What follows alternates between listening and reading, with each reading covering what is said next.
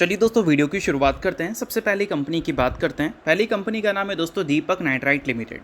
But इसको discuss करने से पहले अगर आपने अभी तक चैनल को सब्सक्राइब नहीं किया है तो चैनल को सब्सक्राइब करके बेल आइकन को प्रेस कर लो ताकि आने वाली जितने भी वीडियोज़ हैं उसका नोटिफिकेशन आपको सबसे पहले मिल सके। और एक डिस्क्लेमर भी है, जो भी न्यूज़ एंड अपडेट्स हम लोग कवर करेंगे वो सारी एजुकेशन पर्पज़ के लिए है, सीखने के लिए है। तो इसको किसी भी तरह का इन्वेस्टमेंट एडवाइस मत समझना, आप खुद से भी रिसर्च और एनालिसिस कर सकते हैं।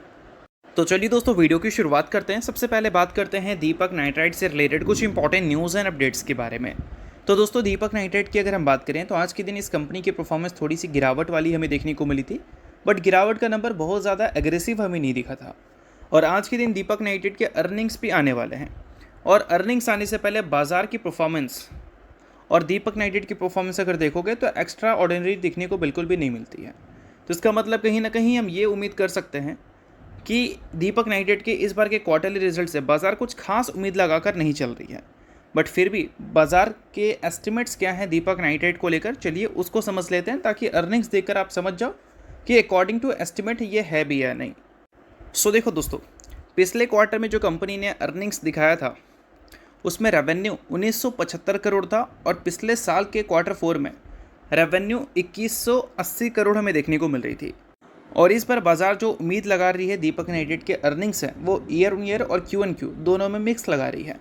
क्यू एन क्यू बेसिस पे ग्रोथ के एस्टिमेट है, but year on year basis पे ग्रोथ के एस्टिमेटेड नहीं है, क्योंकि इस बार बाजार उम्मीद कर रही है 2125 करोड़ के रेवेन्यू हमें देखने को मिल सकते हैं, जिसको पिछले साल के क्वार्टर 4 से कंपेयर करें तो इस बार हमें गिरावट देखने को मिल सकती है, और पिछले क्वार्टर से कंपेयर करें तो इस बार ग्रोथ हमें देखने को मिल सकती है।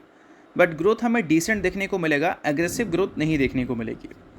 और इसके साथ अगर हम बात करें प्रॉफिट फॉर द पीरियड के बारे में, तो पिछले बार के क्वार्टर 4 में 204 करोड़ का प्रॉफिट था, और पिछला क्वार्टर में 100 करोड़ का प्रॉफिट था। तो इस बार ईयर ऑन ईयर बेसिस पे प्रॉफिट में ह्यूज गिरावट हमें देखने को मिल सकता है, वो भी डबल डिजिट में। और क्यू एन क्यू बेसिस पे ग्रोथ हमें देखने को मिल सकती है, वो भी डबल डिजिट में। इस बार प्रॉफिट की एक्सपेक्टेशन है 142 करोड़ की, क्यू एन क्यू बेसिस पे 42% की ग्रोथ की एस्टिमेटेड है। और ईयर ऑन ईयर बेसिस पे अगर हम देखें तो यहाँ पर ह्यूज गिरावट की एस्टिमेट मार्केट लगाकर चल रही है।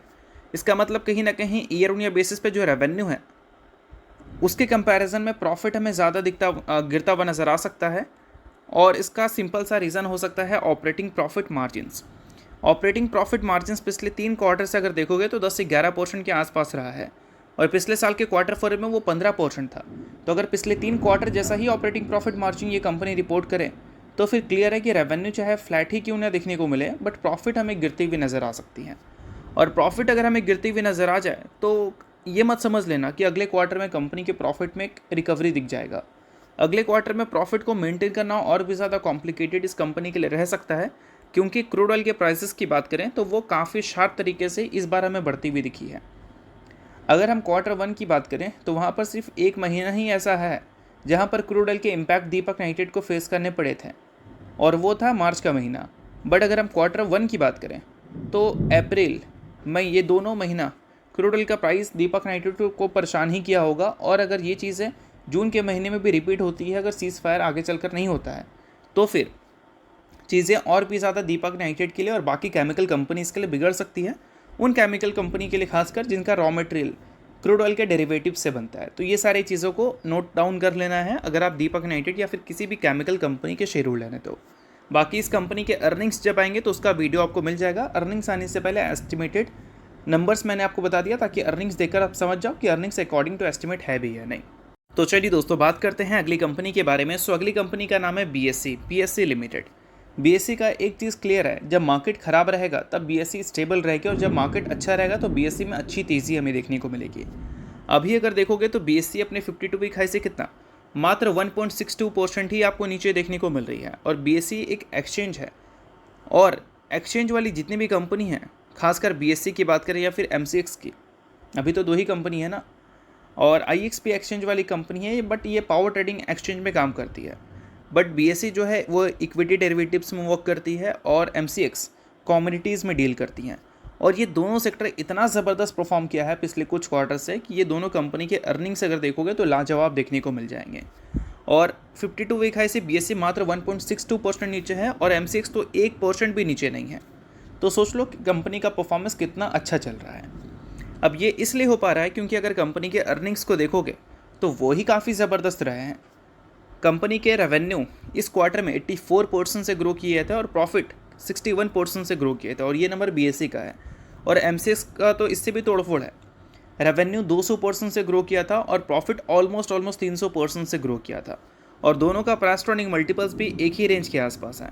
और ग्रोथ जिस हिसाब से हमें देखने को मिल रही है इन कंपनी के अर्निंग्स में, उसी का रिजल्ट है कि ये कंपनी के जो 52 वीक हाई से करंट मार्केट प्राइस के बीच का गैप है वो इतना कम है। बाकी बीएससी से रिलेटेड एक ऐसी खबर निकल के आ रही है जिसको सुनकर नो डाउट फिर से आप खुश होने वाले हैं, क्योंकि बीएससी मई के महीने में जो अपने डेरिवेटिव टर्नओवर से हमें शो कर रही थी उसमें गिरावट देखने को मिल रहा था अप्रैल के कंपैरिजन में और मार्च के कंपैरिजन में। बट वापस से मई का महीना जो है वो बोल सकते हैं पुल बैक किया है, और फिर से तेज़ी हमें देखने को मिल रही है मई के महीने के टर्नओवर्स में। एवरेज डेली ऑप्शनल टर्नओवर्स देखोगे तो वो आपको देखने को मिलेगा 2,70,000 करोड़, नहीं 270 लाख करोड़, और वही अप्रैल के महीने में लगभग 269 लाख करोड़ था। तो मई का महीना का जो एवरेज है वो अप्रैल के महीने से बेहतर हो चुका है, जो कि अभी कम देखने को मिल रहा था बीच में। और एवरेज डेली प्रीमियम टर्नओवर भी देखोगे तो 33,000 करोड़ था अप्रैल के महीने का, और मई का महीने का 35,600 करोड़ है। अभी मई के महीने के और भी कई सारे ट्रेडिंग सेशन आने बाकी हैं, तो ये नंबर में आपको चेंजेस भी देखने को मिल सकती है।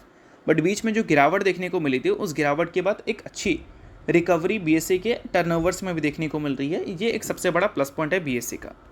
और दोस्तों अगर हम बीएससी के सबसे इंपॉर्टेंट ट्रेडिंग सेशन की बात करें तो वो पिछले 2 ट्रेडिंग सेशन ही रहा है, जहाँ पर काफ़ी बड़े बड़े टर्नओवर्स बीएससी ने गेन किए हैं। अगर आप देखोगे पिछले कुछ ट्रेडिंग सेशन के टर्नओवर्स को कंपेयर कर तो उससे ही चीज़ें आपको समझ आ जाएंगी। आप देख लो यहाँ पर जितना नंबर था, यहाँ पर जितना नंबर था, और पिछले 2 ट्रेडिंग सेशन का देख लो, सीधा इसका आपको मल्टीफोल्ड ग्रोथ देखने को मिल जाएगी। और इसी कारण बीएससी का जो एवरेज डेली टर्नओवर्स है मई के महीने का वो अप्रैल को क्रॉस कर चुका है, और प्रीमियम टर्नओवर जो है वो भी अप्रैल के महीने से बेहतर हो चुका है। इसी वजह से बीएससी के अर्निंग्स क्वार्टर 4 में तो अच्छे थे, बट क्वार्टर 1 में भी अच्छे आने की पॉसिबिलिटीज़ रहेंगी। तो ये सारी चीज़ों को नोट डाउन करना है अगर आप बीएससी के इन्वेस्टर हैं तो। बाकी इसके अलावा बात करें अगली कंपनी के बारे में, तो अगली कंपनी है दोस्तों ट्रेंट लिमिटेड। हाल ही में दोस्तों ट्रेंट ने बोनस की अनाउंसमेंट की थी 1:2 के रेशो में, यानी कि हर 2 इक्विटी शेयर के बदले ट्रेंट ने 1 इक्विटी शेयर देने का फैसला किया था एज ए बोनस। अब इसका मतलब ये नहीं कि आपका इन्वेस्टमेंट बढ़ने वाला है, इन्वेस्टमेंट आपका वही रहेगा, नंबर ऑफ शेयर्स आपके बढ़ जाएंगे, और इन्वेस्टमेंट्स की जो वैल्यू है वो वही रहेंगे, बट शेयर का जो वैल्यू है वो 1:2 के हिसाब से एडजस्ट हो जाएगा। और इसका जो रिकॉर्ड डेट है वो भी कंपनी ने सेट कर दिया है। रिकॉर्ड डेट है दोस्तों 29 मई का, तो इस डेट को आप नोट डाउन कर सकते हैं। जो भी इस डेट तक कंपनी का शेयर होल्डर रहेगा वो कंपनी में बोनस के लिए पूरी तरह से एलिजिबल रहेगा 1:2, यानी कि हर 2 शेयर के बदले कंपनी आपको 1 इक्विटी शेयर देने वाली है। तो अगर आप ट्रेंड के इन्वेस्टर हैं तो ये सारी चीज़ों को ज़रूर आप नोट डाउन करके चल सकते हैं। इन्वेस्टर नहीं आप इग्नोर भी कर सकते हैं, न्यूज़ थी इस वजह से मैंने बता दिया, बाकी ये किसी भी तरह का रिकमेंडेशन नहीं है। तो होप करता हूँ ये वीडियो आपको अच्छा लगा। वीडियो लाइक कीजिए, पहली बार सब्सक्राइब कीजिए। वीडियो के लिए बहुत बहुत शुक्रिया।